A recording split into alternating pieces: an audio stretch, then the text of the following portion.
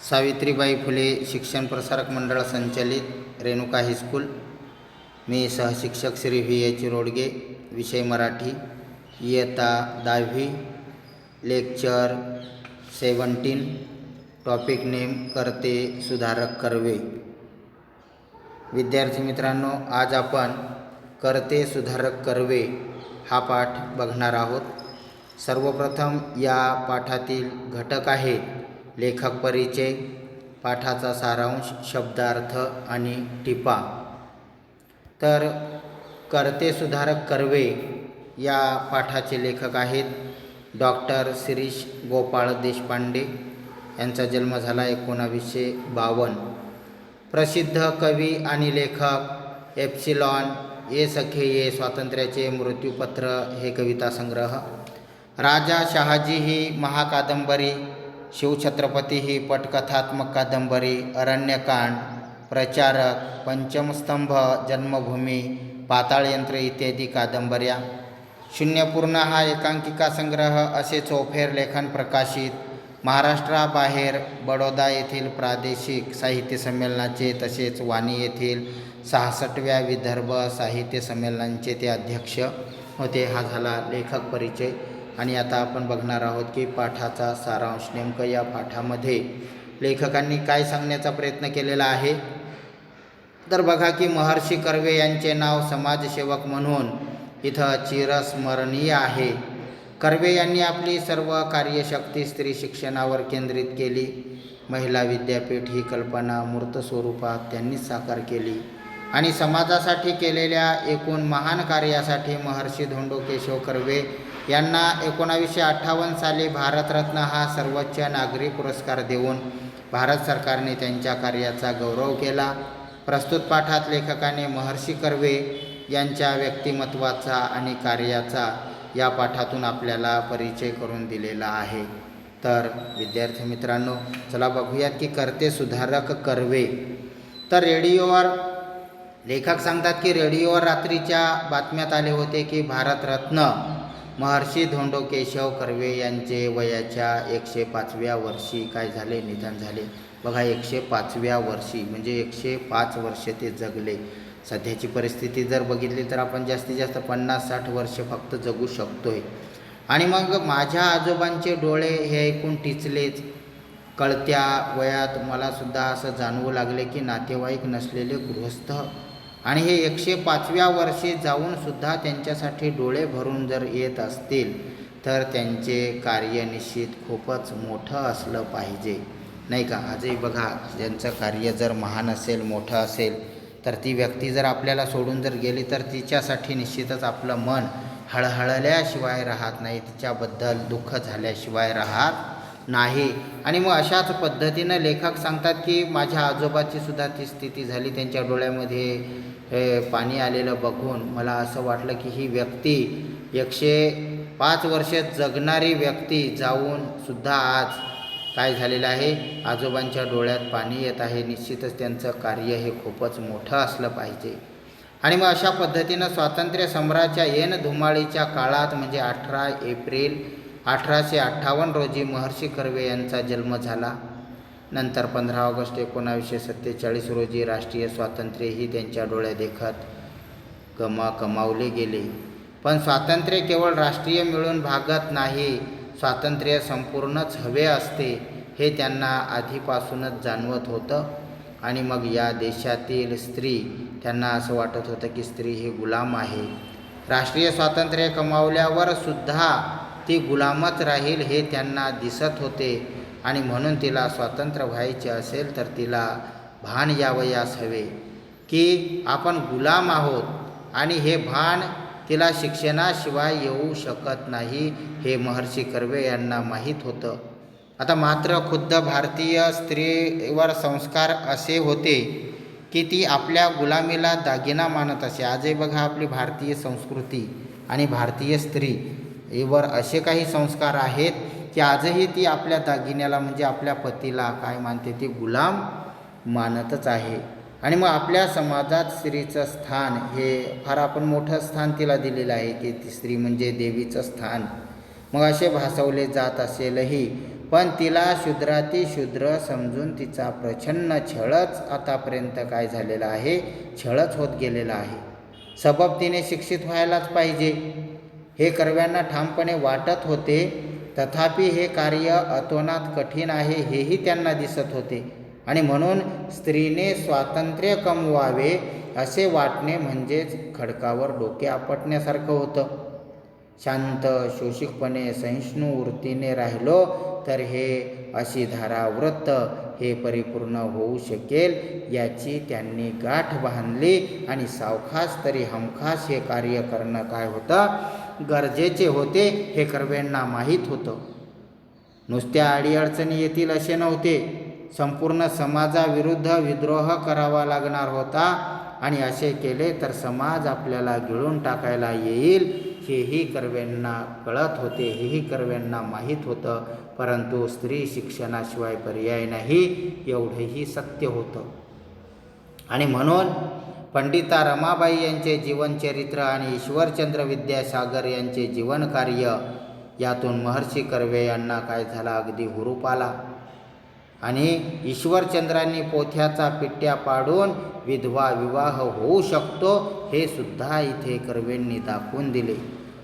आणि स्वतः दाखवून दिले एवढंच नाही तर स्वतः विधवेशी विवाह करून कर्वेंनी त्याचा वस्तुपाठ इतरांसमोर समाजासमोर घालून दिला. सुरुवात त्यांनी स्वतःपासून केली नाही का. हे कर्ते सुधारक होते, बोलके सुधारक नव्हते. काहींना नुसतं बोलायचंच असतं नाही का, विधवा विवाह झाला पाहिजे, परंतु यांनी ते सत्यात उतरवलं आणि म्हणूनच त्यांना बोलायची कोणास सोय उरली नाही. प्राध्यापक धोंडो केशव कर्वे हे कॉलेजात गणित शिकवत. विद्वतेचा जर बघितला तर ते महामेरू होते, त्यामुळे त्यांच्याशी वाद घालायला कोणी धजले नाही. केवळ सत्पुरुषांचा छळ करावा नाही का, आपली परंपराच आहे. सत्पुरुषांचा किती छळ झाला आपण सर्वांनी आपल्या डोळ्या देखत बघितलेला आहे. इतिहासात सुद्धा आपण ऐकलेला आहे. सावित्रीबाई फुले असो, महात्मा ज्योतिबा फुले असो, इतर काही सत्पुरुष असो, प्रत्येकाचा छळच झालेला आहे. मग एवढेच ऐतिहासिक कार्य तेव्हाच्या आज्ञ समाजानं केलं, बाकी ऐतिहासिक कार्य काही केलेलं नाही. आणि या समाजाबद्दल महर्षी अण्णासाहेब कर्वे अर्थातच क्षमाशील होते. त्यांना छळवादी समाजवृत्तीचा आधीपासूनच अंदाज होता की समाजाने केलेल्या धक्काबुक्कीत अण्णासाहेबांचे कपडे फाटत. रोज त्यांना आपला शर्ट नाही तर कोट जिथे फाटला तिथे शिवून घ्यावा लागत असे.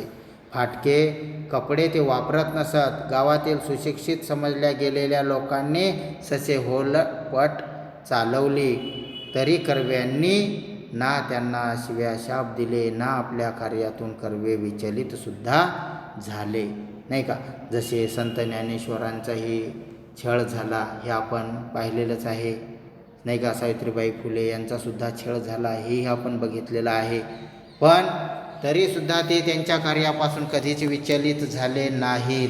पण त्यांच्या साहित्यात ते कुठेही असं उमटलेलं नाही. संत ज्ञानेश्वरांचा जो काही छळ झाला तसे कर्व्यांचे आचरण ज्ञानेश्वरांच्या कवितेसारखेच राहिले.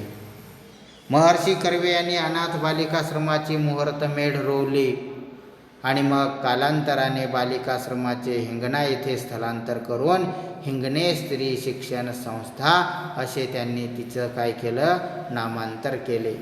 आणि पैचा निधी व मुरुड निधी त्यांनी जमवला आणि त्यांच्यावर चाल करून येणाऱ्या समाजालाही या गोष्टीची पूर्ण कल्पना होती की यातील पैचा हिशोब कर्व्यांजवळ असणार आहे. कर्व्यांनी जमा केलेल्या निधीची उधळपट्टी तर केवळ असंभवच. पण कर्वे स्वतः मोटर वापरत नसत. मैलोन गणती लांब असलेल्या आश्रमात ते काय करत, पायी जात. आणि मग समाजाचे पैसे वापरणे दूरच, स्वतःचे पैसेसुद्धा ते समाजासाठी वापरतात हे मात्र समाजाला माहीत होतं. आणि म्हणून जेवढे खर्च घरात आवश्यक होते तेवढे आपल्या कमाईतून ते करत आणि उर्वरित सर्व पैसा ते समाजकार्यामध्ये वापरत असत. ते स्वतःच्याच विश्वात वावरतात. अशी पुरबूर घरच्यांच्या मनात घर करून राहिलेली होती. परंतु वस्तुतः समाज सुस्वरूप करण्याची महर्षी कर्वे यांची एक जिद्द होती. आणि त्या जिद्दीनेच कुटुंबाला कुठेही कुरूप केले नाही. नेमकेपणा हा गणिताचा गुणधर्म त्यांना तेथे उपयोगी पडला. ते बोलत नसत, विचार करत, विचार पक्का झाला की आचरणात आणत आणि त्यांच्या कार्यातूनच लोकांना अंदाज येईल की त्यांच्या चित्तात काय चालले आहे.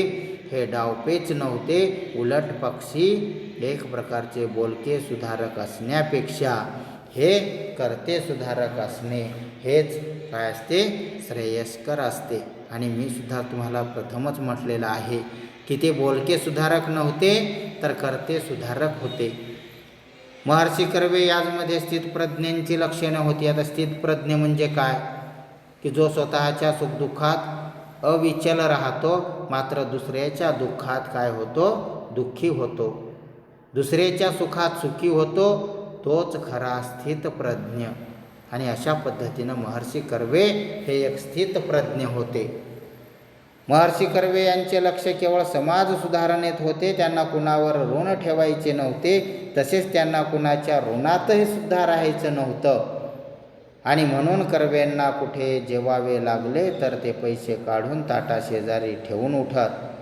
आपल्यावर पैसे कोणाला खर्च करू देत नसत. इतरांना सहसा न साधणारे कार्य करायचे होते महर्षी कर्वे यांना. इतरांना सहसा न साधणारं कार्य इथं महर्षी कर्वे यांना करायचं होतं.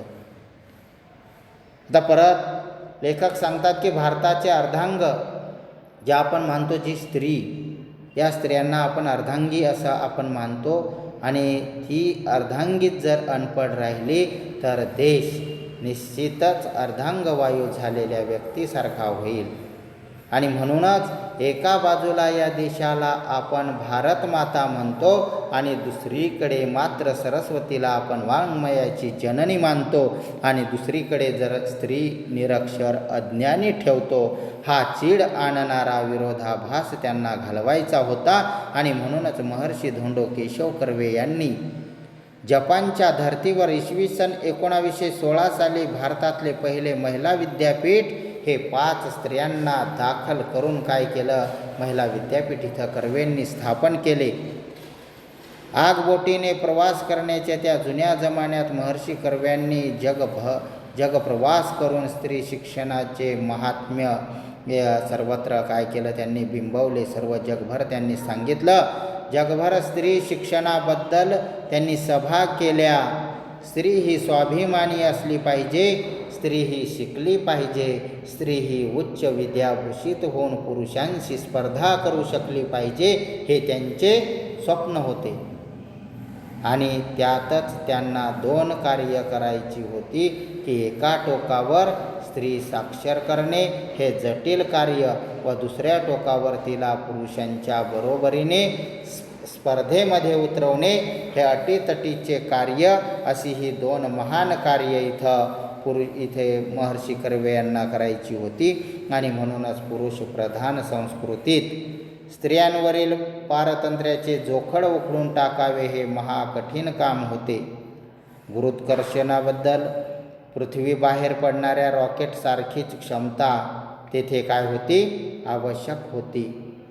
आणि म्हणून ते एक स्वतःचा अनुभव सांगतात की रत्नागिरी जिल्ह्यातील खेड तालुक्यातल्या शेरावली या गावी जन्मलेला हा मुलगा जन्मताच महर्षी किंवा भारतरत्न म्हणून गणला गेला नाही, तर आपल्या जगत्या आयुष्यात हालापेष्टांची तमान बाळगता एखादा मनुष्य केवढे अलौकिक कार्य करू शकतो याची मिसाल आहे डॉक्टर धोंडो केशव कर्वे.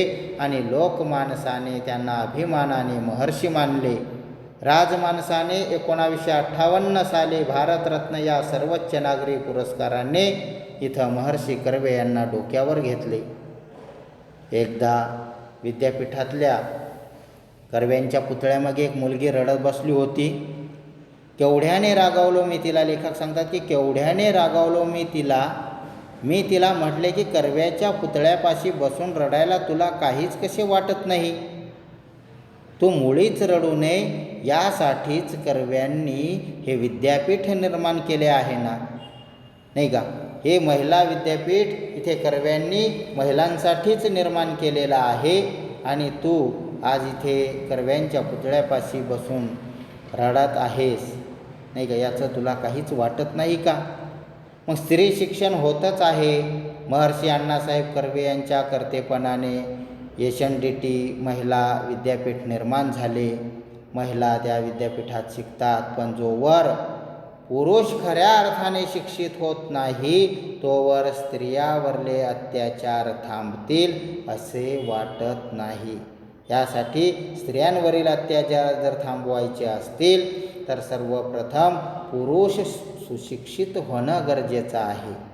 परंपरागत संस्कारामुळे कित्येक पुरुषांच्या हे ध्यानातच येत नाही की आपण आपल्या आईशी, आपण आपल्या बहिणीशी, आपण आपल्या बायकोशी, आपण आपल्या कन्येशी पुष्कळदा चुकीचे वागतो. स्त्री ही दुय्यम नागरिक किंवा वस्तू नाही. ती स्त्री ही दुय्यम नागरिक किंवा वस्तू नाही, किंवा ती एक उपभोगाची वस्तू नाही आहे. तिलाही तिची स्वप्ने, तिलाही तिच्या भावभावना आहेत नाही का, तिलाही तिची स्वप्ने, तिलाही तिच्या भावभावना आहेत, आकांक्षा आहेत, तिला विचार असतात आणि तिचे हे अस्तित्व प्रत्येकाने मानायला शिकवणे म्हणजेच पुरुष शिक्षण. आणि जेव्हा पुरुष शिक्षित झाला की त्याला स्त्री स्वातंत्र्याचा अर्थ उमजेल. आणि खरोखर इथे पुरुष जर शिक्षित झाला तर निश्चितच त्याला त्या स्त्री स्वातंत्र्याचा अर्थ काय करेल, समजेल. आणि म्हणूनच मग कर्वे म्हणतात की पुरुषांचेही शिक्षण झाले की भारतरत्न महर्षी धोंडो केशव उपाख्य अण्णासाहेब कर्वे या कर्त्या सुधारकाने सुरू केलेले महान कार्य निश्चितच पूर्णत्वास जाईल. आणि मग डोळे टिचणार नाहीत, तिथे फक्त काय होईल, हसू फुलेल. अशा पद्धतीनं कर्ते सुधारक कर्वे या पाठातून आपल्याला स्त्री शिक्षणाबद्दल, विधवा विवाहाबद्दल आणि पुरुष शिक्षणाबद्दल काय केलेलं आहे इथे लेखकांनी आपल्याला या पाठातून सांगण्याचा प्रयत्न केलेला आहे. अशा पद्धतीनं हा पाठ इथे संपला. या पाठातील कठीण शब्दांचे जे काही अर्थ आहेत तर ते आपण समोर बघणार आहोत.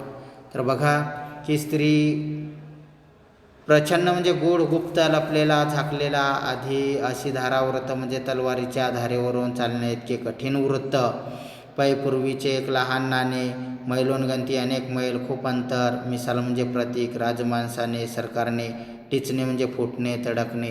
टिपा दिलेल्या आहेत. भारतरत्न म्हणजे भारतातील हा सर्वोच्च नागरी पुरस्कार आहे. देशासाठी सर्वोच्च प्रतीचे आणि जगभरात देशाचे नाव कीर्तिवंत करणारे कार्य ज्यांच्या हातून पडते अशा व्यक्तीला हा सर्वोच्च पुरस्कार बहाल केला जातो. त्या व्यक्तीने त्या कार्यासाठी आपले संपूर्ण आयुष्य खर्ची घातलेले असते.